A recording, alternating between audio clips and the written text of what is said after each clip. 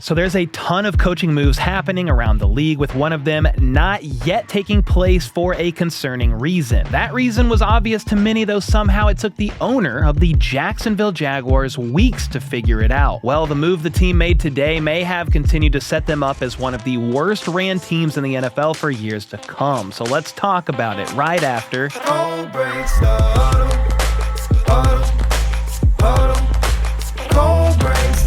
Alright, first up, before we get to the craziest news of the day, there's a lot to cover in the recent hiring cycle for coaches here in the NFL, with a lot of teams' seasons already over. First, the Jets have almost officially hired former Lions defensive coordinator Aaron Glenn to be their next head coach. Per Albert Breer of Sports Illustrated, a 5-year deal is in place that isn't signed quite yet, at least as of when I'm recording this video, but I'm sure it will be very soon and it'll get officially done. I will admit, I'm slightly surprised to see them go from Saleh, a defensive-minded guy, to another defensive-minded guy in Aaron Glenn. Most teams that have played in a Super Bowl since 2018 are headed up by offensive-minded coaches, and it's really not even close. That's my strongest argument for why teams should do all they can to hire an offensive-minded guru. But that's easier said than done, and Aaron Glenn has been awesome with the Lions. Since 2021, their defense has improved each year, and Glenn offers the Jets something they haven't had in a long time, and that is a proven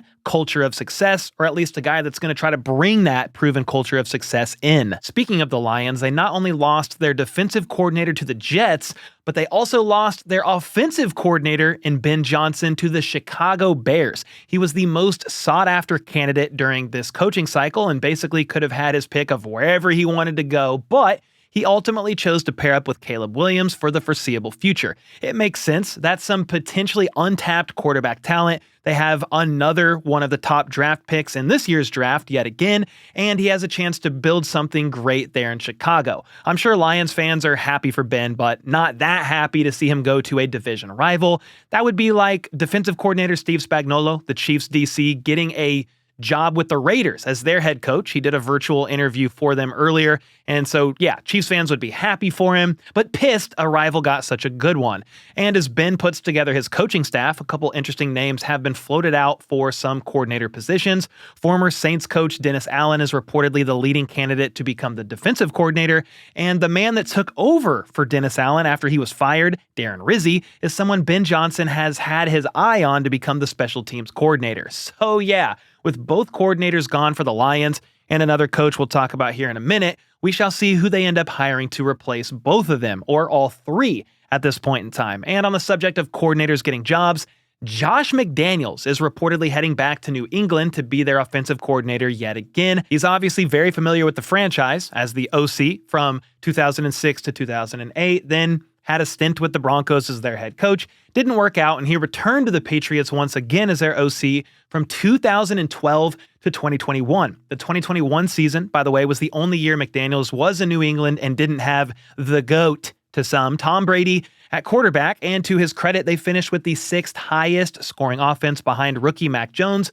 and made it to the playoffs. Well, after that, he took a stab as a head coach once again with the Raiders, and that also didn't go well for him. So Mike Vrabel, who is the Patriots head coach now, did a pretty decent job, in my opinion, of bringing McDaniels back as the OC because he was a pretty good offensive coordinator, just not really head coach material. Vrabel wasn't done there either because he also hired Terrell Williams as their defensive coordinator today. Williams was most recently the Lions defensive line coach, but he spent 5 years before that with the Titans as their D-line coach, which is why Vrabel sought him out.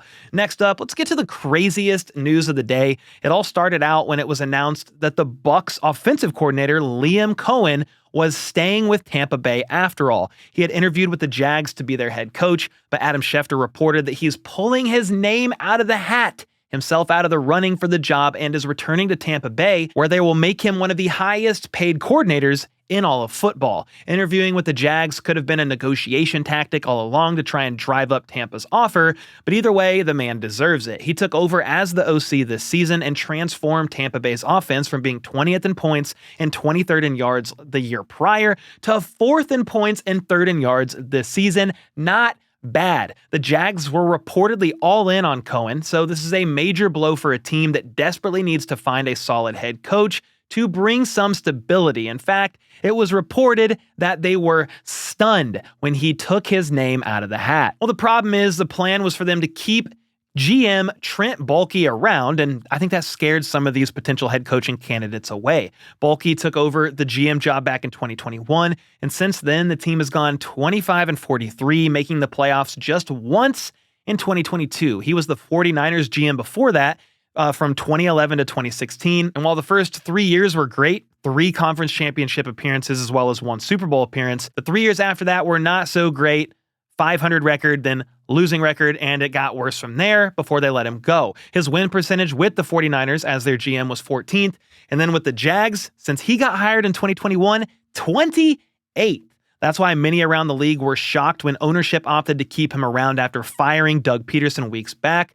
Well, I guess ownership in Jacksonville finally came to the realization that Baalke also needed to go, because Schefter reported today after the Liam Coen news that he was staying with the Bucs that Jacksonville moved on from Trent Baalke. The problem is they were a few weeks too late, with many serious candidates already being hired elsewhere. The owner's name, by the way, is Coen, and he's been the owner of the Jags since 2012.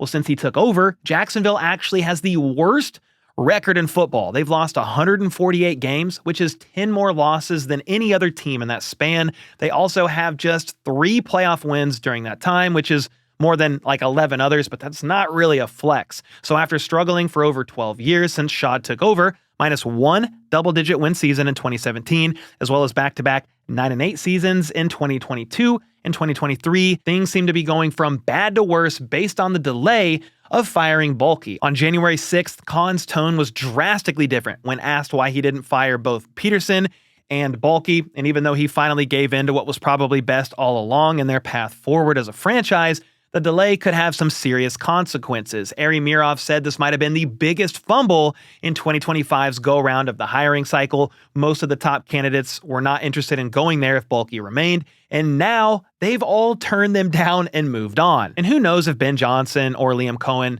were truly interested and it was really Baalke that was standing in the way or not. What we do know is he is now gone, but it might be too late. It looks like former Jets coach Robert Saleh is going to interview with them later this week and appears to be a favorite for the job after Coen was ruled out. And while that might not be the worst guy you could hire, he certainly wasn't the best available. There's other head coaching options they could still potentially hire on teams that are still in contention for a Super Bowl. And once they are out of that playoff race, you could then take steps in a further direction or narrow down the hiring cycle with them. And those are candidates like Chiefs defensive coordinator Steve Spagnuolo, Eagles offensive coordinator Kellen Moore, and even the Bills offensive coordinator Joe Brady. And while one of them might be a fine hire, I can't help but wonder what if for the Jags based on how things have gone down. And after all this happened, I thought this was funny. The Jags released an official statement actually from the owner, Shad Khan, and he said, following several discussions with Trent Baalke this week, we both arrived at the conclusion that it is in our mutual best interest to respectfully separate effective immediately.